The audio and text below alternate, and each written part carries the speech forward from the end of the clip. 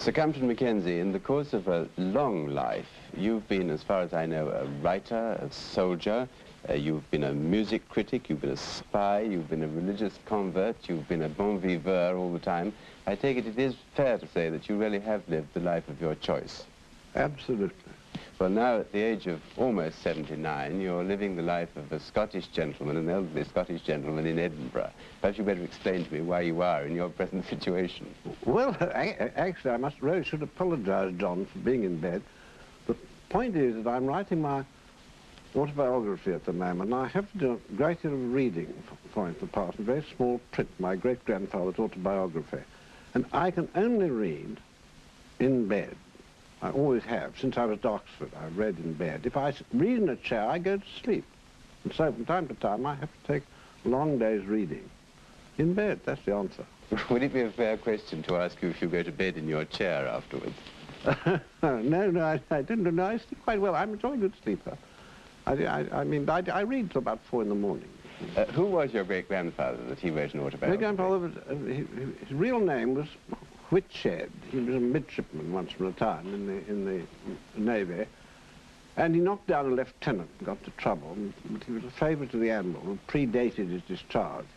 He came in with a French ship, I think, in the West Indies station, and so he didn't get court-martialed, and then he went on the stage, changed his name, called himself Cowell, and he was a great supporter of Queen Caroline in days gone by, and it really is. I'm giving some excerpts in this autobiography of his life, which is really very entertaining and very well written. In fact, you come from a theatrical family on both sides of the family. Yes, both sides. Your father was an actor. Was your mother... My grandfather, too, of course. Was your mother actually on the stage? My mother was on the stage. They all disliked it all on the female side, but they all could act, and therefore made to act more or less by their father. I mean, he brought out my American grandfather. He put out Irving at the Lyceum.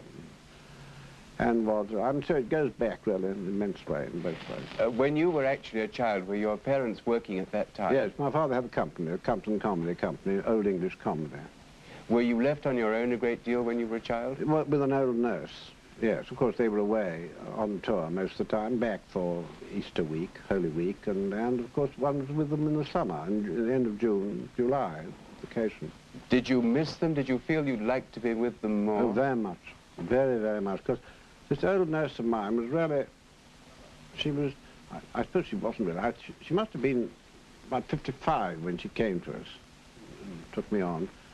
And she really was an early Victorian. I mean, she was something out of the Fairchild family or something like that. I mean, something right in the past. And it was very valuable for me because I learned about unreasonableness. I had to deal with an unreasonable woman, and had to deal with great many unreasonable men and women. Unreasonable in what way? Was she severe? Well, I mean, that if you wanted something, for instance, you couldn't have it because you wanted it, which is really unreasonable. And you weren't allowed to have eggs. You had to have water in your milk, warm water, and porridge, for instance. Mondays, Wednesdays, let's say, and Fridays porridge, and Tuesdays, Thursdays, and Saturdays bread and milk, but with water in it, which is absolutely disgusting. And did you at that age ever ask why? I never asked why, because I came to the conclusion there was no good asking grown-up people why things happened. In any case, you'd say, why, because it is. I mean, the answer would have been so valueless, I didn't bother. I found out the answer to why myself. How long did you stay in her care? Till roughly rescued by a very delightful governess, around about 7. But they were a difficult time from 3 to 7 was a difficult time. Did you very much look forward to your parents' return each time? Absolutely enormously. But I realized once they came back, I can hear it now. 2 handsome cabs came down Avonmore Road there, just by Addison Bridge. And it was, I suppose, Easter week of Holy Week of 1889. I was 6 at the time.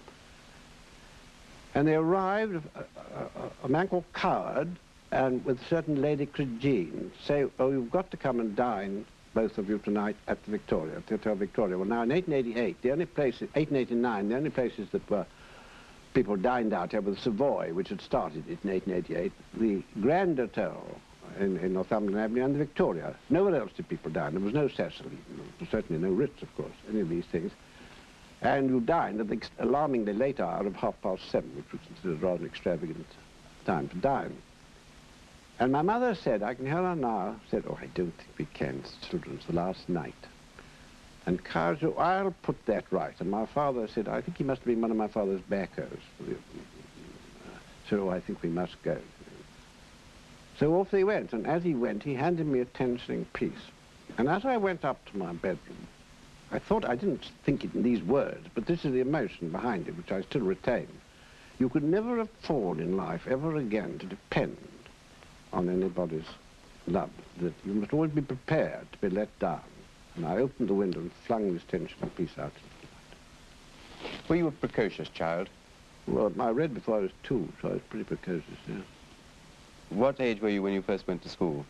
I went to I went to kindergarten at 5, and I was dressed up in that infernal little Lord Fauntleroy costume, and I thought, I really can't stand this thing. And so I deliberately fell down and cut it, you see. Cut my knees, too, doing it, but it was, I mean, I was determined not to wear Little Lord Fauntleroy. That was a kindergarten. Then I went to Bush's, as it was called in those days, College Court, as it is today. I was 8. That was September of '91. And there I went on indefinitely. I went to St. Paul's. I was a year and a half younger than anybody in St. Paul's, and I went there. I left the late Archbishop of Canterbury, Archbishop Temple, behind me in a class below me. Still thought it. Was he the same age as you? No, he was older. He was older? 2 years older, yeah.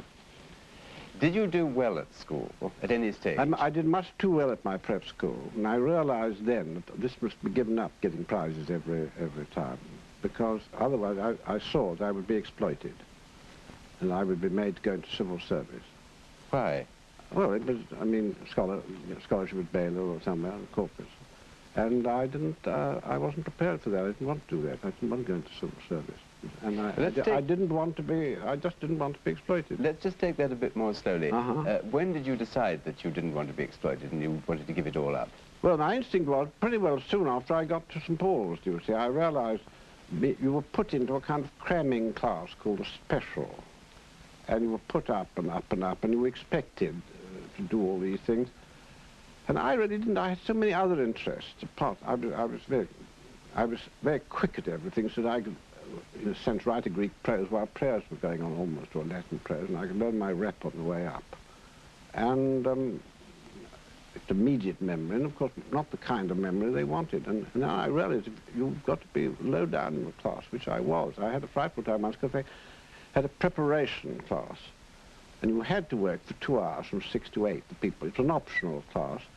And then, of course, I couldn't avoid being top-heavy, had to do the work. And then I realized, after that, I succeeded in being pretty low down all this, quite deliberately. Was St. Paul's the school of your choice? No, I was packed up to go to Winchester, and I oughtn't to say this, really, but in a sense, mercifully, because I don't think Winchester in those days, Wickham's adamantine mould would have been too much for me, and I would have gone to Trant's house, which was the most Wickhamist of all places. And fortunately, my mother decided to bring my sister Fay into the world and thought she'd like to have me around about, and so I went to St. Paul's. You chose afterwards to go to Magdalen, but that was the college Oh, I made up my mind to do that. I made up my mind to do that in the... my father was playing in Oxford in June, and it was the June of the Diamond Jubilee, just before it. And I went up to stay with him and had a wonderful breakfast in your old college, B&C, I remember. And sitting in Germans, I also remember in the hairdressers, reading a copy of the Granter, and in it was the 1700 against Girton. That was when they wouldn't allow votes, when they threw out the vote for, you know, for women, for Girton and Newnham. And then I walked around, I looked at the house, and I looked at New College, I looked at B&C, and then I went to Magdalen. Oh, this is for me. This is where I go, and that's where I went. Did you have a hankering at all for high society at that time? There is rather a social contrast between St. Paul's and Magdalen, and that's why I asked. Yes, I suppose there is really, but I had not, no, I never had the slightest. I just like people, really, always. I didn't mind what they are. But you didn't really like St. Paul's? Yes, I did. I was bored. I was only bored because I stayed on. I got away, fortunately. I was relieved, indeed, just after Ladysmith, because just after my 17th birthday, I was going to school, on a gloomy day, gloomy time, or whatever. I thought, I cannot walk up and down this infernal Hammersmith Road anymore. I've been doing it 4 times a day since the year 1891. And this is now 1900, January 1900, and I really must leave. How can I leave? I know what I'll do. I'll stay awake for a fortnight and get something like a nervous breakdown to look like. And so I did. I stayed awake for a fortnight, walking up and down my bedroom, reciting Keats and Swinburne and so on to myself, and Virgil and so on, and got a very good imitation of a nervous breakdown. And I was sent to see Dr. Sidney Ringer in Upper Cavendish Place, who from behind a colza oil lamp looked at me and said to me, "What's the game?" And I realized he knew it. I said, "Well, the game is I must leave school." And he said, "What will you do if you don't leave?" Well, I said, "I'll enlist in the Imperial Yeomanry." And he was sensible enough to say, "I think take him away. It's much better." So I went down to recover from this nervous breakdown. I went down to Bournemouth to a hydro, and I recovered in 48 hours, well, less than 48 hours, in 24 hours. I was absolutely, I entirely recovered. And then came Modin, where you were very careful to get only a second. There I wasn't. No, that rather annoyed me, actually, because I'd made all my plans. I was having a marvellous time at university. I mean, I ran a paper, and acting ODS, and I belonged to all sorts of clubs, and things like that, various kinds, and dinner parties and everything else. But I'd made up my mind for my 4th year. I'd taken rooms at the old parsonage in Banbury Road, and there I was going to get a first, which I would have got perfectly easily. And my dons made me take schools at the Easter collections at June. Well, of course, you cannot really get first if you've only read your group really too much. It just isn't on. But even so, I very nearly did. But I collapsed on the last day with 2 Delta papers, obviously done in because I sat up all night eating quails, I remember, in aspic, and drinking coffee, and black coffee. And I got 2 deltas on those papers. You can't get a first on that. I was getting alpha pluses on my special subject and things like that, but it's no good. It's too late. And then they wanted me to stay up and do a reading edition. I said, "Oh, no, I've had it now." Well, it was shortly after that you had this offer that you've written about from Arthur Bouchard, who offered you an extraordinary good salary to Well, go that was on stage. in 1903. Yes, well, now, why did you turn that offer down? No, I didn't want to go on the stage. I just didn't want to go on the stage. What did you want to do? Well, I said to him then, "I think I'm going to write. What I want to do is write plays, really. That's what I thought I was going to do. I never thought of writing novels. That was quite an accident." Well, then my first play was done up here. I wrote my first play to appease my father for getting married when I was 22, because with that lack of reason which animates parents, he halved my allowance the moment I got married, which is the sort of silly things parents did in those days. And then I wrote this play to appease him, and it was produced here at the Lyceum, Edinburgh, in March 1907, 54 years ago. Nearly 57, nearly 55 years ago. And it was a great success and everything else, but the actors didn't really they weren't my notion of the thing, you see. I'm too good an actor to be a good playwright, let me put it that way. See, the parts must be played exactly as I hear them in my own head as I do them. If they aren't, they don't come to life for me. And so that autumn, I went down to live in Cornwall. My first book of poems had just come out. And I sat down one evening, casually as that, to write an ideal performance of my play. And that was my first novel. And then after that, I went on writing novels. I haven't bothered about plays. Did you have a burning desire to write? Because you see, when you decided not to go on the stage, you turned down a salary which was pretty fabulous at the value of money in those days. Yes. And yet you waited 5 years, I think, before you wrote your second. Of course, my first novel couldn't be... Yes, well, what I really think, you see, at that time, I was editing this paper of mine. I was writing for the ISIS every week. I think I saw myself possibly then as editor of something. But just vaguely, I think I want to write. I said no more than that. I didn't want to write a novel. And of course, I was writing poetry all the time, but I realized that obviously you can't live on poetry or do anything. I mean, must be a passing thing. You write at the beginning, more or less, in order to learn how to write prose. I mean, I looked at poetry in that way, which is versified, let us say, if you like, rather than a poet. Did the Great War change your ambitions, for instance, and your way of life very much? Well, it was at the end of the thing, because I was passionately anxious to get into the war as soon as it came. And I was writing Sinister Street then, a second volume of Sinister Street, and I managed to finish it, but I couldn't get in. I mean, I went to the War Office, and don't go away, and we don't want married subalterns at 31. But I said, I did hold a commission. I did 3 years of it. Oh, no, you go back and amuse us. Go back to carpentry. Your job is to amuse us. And then I tried to get out to Lady Paget, and I tried to get to Egypt with the 42nd anxious division and so on, but nothing doing. And then by luck, Sir Ian Hamilton was reading Sinister Street on his way out, and a friend of mine, Orlo Williams, after clerk of the House of Commons, said to him, enjoying their books, and he was, and he said, well, Mackenzie wants to get out. Well, he said, oh, well, I'll write, telegraph to Eddie Marsh and get him made a Marine. So I was made a pink Marine by Eddie Marsh. Eddie Marsh said, you've been commissioned Lieutenant Royal Marines in a telegram. God knows where you'll get a uniform. Fortunately, a chap came out who'd been invalided out in Compton. He sold me his Bedford cord breeches and his Webley pistol and a Wolseley sleeping blanket. With that, I started out. And I didn't get my tunic, which was a Tommy's tunic, so there was no time in Alexandria to get anything else. And a chap came up to me from the Inniskilling Fusiliers and said, are you looking, do you want a tunic? I guess you want for 10 shillings. He said, do you want a servant? He said, I'm acting as servant for somebody else, captain somebody else, but I can look after you in the meantime. And I said, you're in the Inniskilling Fusiliers, aren't you?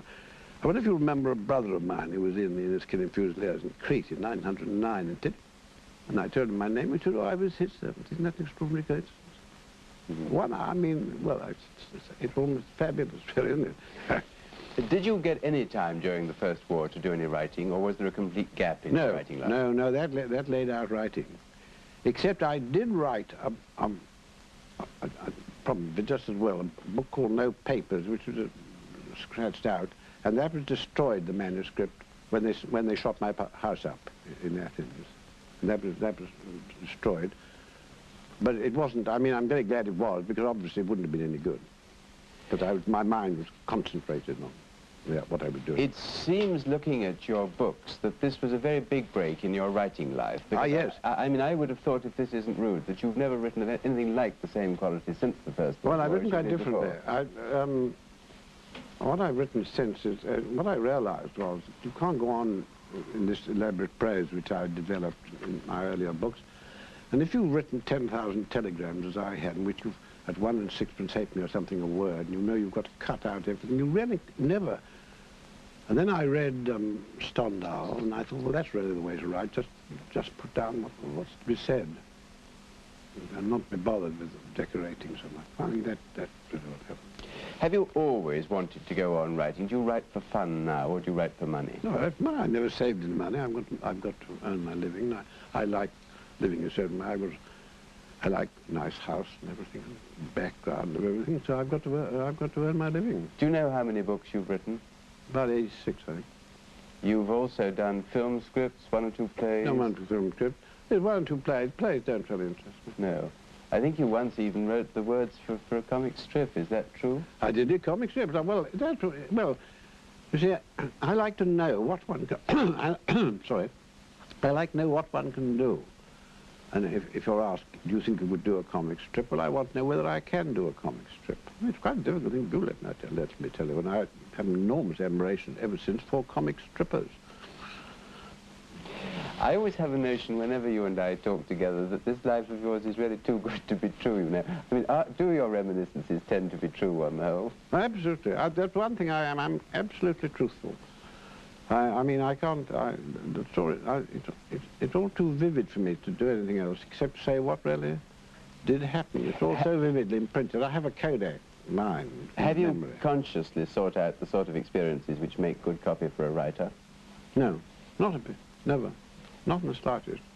And in fact, actually, in my books, I've written a whole lot, and the whole of my novels, I don't think there are 50, there certainly aren't 50 full-length portraits. There aren't even 50 half-portraits, I don't think. They're nearly all out of my... Yeah. You've got this terrific memory. Is it entirely natural, or have you carefully trained it? No, not a bit. No, I had it... The earliest thing I remember is 7 months. I was 7 months old. And that is being taken out by the nurse, whose name was Bush, who wore a blue... I can see her now, and she left when I was a year old. I can see her on a blue cloak with a bonnet. At Keswick this was, and holding me up, picking me out of the pram, and holding me up, black rabbits and white rabbits running about in the field near Keswick. Well, that's what I thought about is nothing. But I can, after that, I can remember what I thought. Now, you see that scar? Yes. Well, that was got this way. That was in 1886. I was hardly 3.5. And walking beside the pram, in which my brother was with his nurse, suddenly a chain gang of convicts appeared.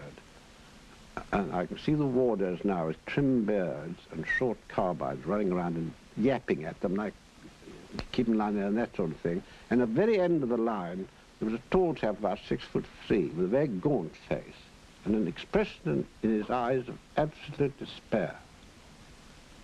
And on me came, and it's never gone, it's never left me since, this compassion of people who are doing this thing. And my nurse said, don't turn around and stare at those poor men. I turned quickly, and the pointed bricks of Portsmouth Barracks, bricks, banged my cheek with it.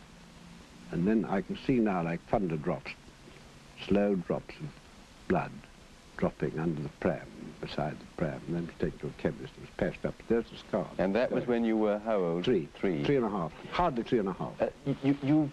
You're a person who's written a great deal about your reminiscences, and therefore sometimes I feel that you must remember what you've written rather than having an actual vivid memory. Now, I want to ask you, and this depends really on your being absolutely truthful in answer to this question. No. Think of your early home, think of your childhood home, and tell me now any absolutely vivid picture which is in your mind at this minute. Of my childhood? Yes. Of Avonmore Road, 54 Avonmore Road? Well, I mean, the whole house is, I mean, I could tell you what carpet was in each room, what the carpet was like, what every room was furnished with and everything else. I mean, vivid picture, I don't quite see what you mean by vivid picture. Is there an incident which stands out in your mind that you've never been able to get rid of, for instance? No. I mentioned one or two. Well, now I'll check on my memory to show how accurate it is. A curious correction came. I told the story of meeting the Empress of Austria on the beach at Cromer, in a broadcast certainly once, and I think I've alluded to it elsewhere.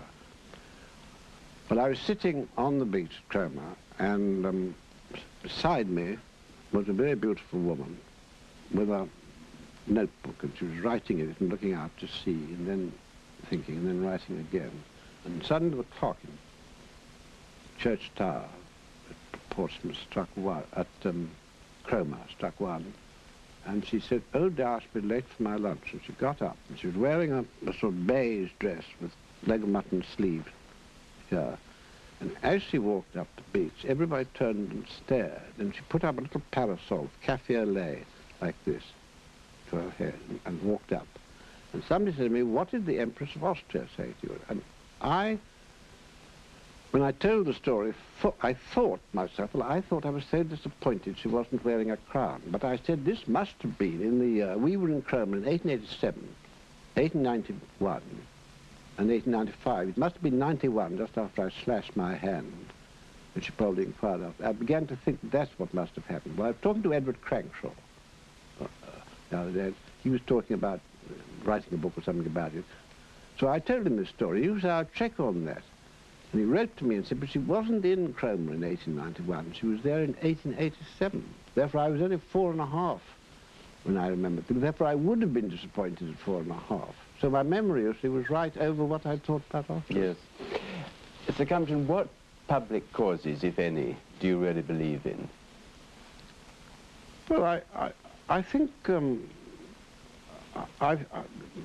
mean, the public cause of immensely all my life that people should be happier and better. I think that the welfare state has its irritations and everything else, but I think I rejoice that I've lived to see it, because I can go back and I can remember that London of the 80s, and by Jove, if you can remember the beggars then and the misery, and the chaps going, I remember being terribly upset because coming from Liverpool Street with four-wheeler loaded with luggage, a chap running behind, for the sake of a bob, to go up and carry all the heavy luggage right up perhaps three flights. And I can see the chap now, had a very thin shirt which had a hole here, and you could see his ribs here for a bob. And to me it was really very painful as a child, all this. I always asked myself from very young, why should people be poor? Why should people be poor? Why are some people made poor? And that to me is, I mean, I haven't been conspicuous in doing anything about it. I haven't been a Shaftesbury or I think, but it wasn't my line of thing anyway. I couldn't have afforded to do that. I mean, I got to earn my living, do things like that. But that has been a great thing for me, and nationalism of it in its own way, because I think that's a feeling. I'm all for internationalism, but I'm anti-international if it's going to be on takeover bids. I mean, if it's going to be that, then I'm anti-internationalism. What's the greatest burden you've ever had to bear in your life? Well, I suppose pain, an immense amount of violent physical pain, which is very good. I in a way, am grateful that I did have it when young, because I think it's very valuable for anybody to have pain when he's young, in his 20s. Really bad pain. What was the cause of that? Tell me about it. Well, it's a sort of nervous fatigue. I think it started probably by a couple of scrums collapsing on my leg when I was playing half in those days. I didn't play half later on, I played 3/4 later on at rugger. And it didn't break my leg, but it was black and green for about 3 months, and laid up with it in absolute agony. And then later in life it developed, I think it had some sort of sciatic thing. It's a sciatic nerve which goes, and when I'm tired, not physically tired, it's mental fatigue that gives it to me, I have this violence, well, it's so violent, it's hard, I mean, quite intolerable. I was left Gallipoli with it, left Greece. I mean, I've had it, it's always present with me, and if I say, well, yes, I will speak next April and such a thing, I always say, but, if I may let you down. So, I mean, it's always there. It isn't a burden in one sense, because I don't allow it to be. I mean, I don't consider it. But it's a good thing that I'm a very ebullient person, you see, and I think it's a good thing that I should be laid out like this. I might have been intolerable, I think, if I hadn't. We've come now to the end of this conversation, and to end it, I want to, before asking you a question, to quote you the words which your headmaster used to you on that occasion at St. Paul's when you decided that you would not try for a scholarship at Oxford. Mm-hmm. And what he said, I believe, was this, I quote, "You've been the greatest disappointment to me of any boy I've known. Yeah. You could have been the greatest Greek scholar since Jebb or Porson, and you flung these gifts away to swagger up and down the corridors of this school with the manners and appearance of a debauched clerk." Not debauched, debauched. Debauched clerk. No, but debauched clerk. All right, well, Very deep obviously nobody today is going to criticize your manners or your positively imperial appearance. But supposing when you die some recording angel does make some such criticism as the substance of this view, what would you answer him? Well, what, that I'm still like a debauched clerk to me? No, that you wasted the gifts that God gave you.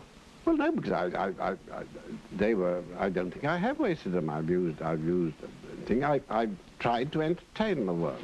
I come from generations of entertainers. I think it's a natural thing for me to want to make people, to amuse people. My mother used to say, I don't think that Monte, my Christian name, I think he'll spend his whole life going around the world amusing people, which in a sense, to some extent, I've managed to do with the other thing. But I wasn't prepared to put it all into Greek or Latin.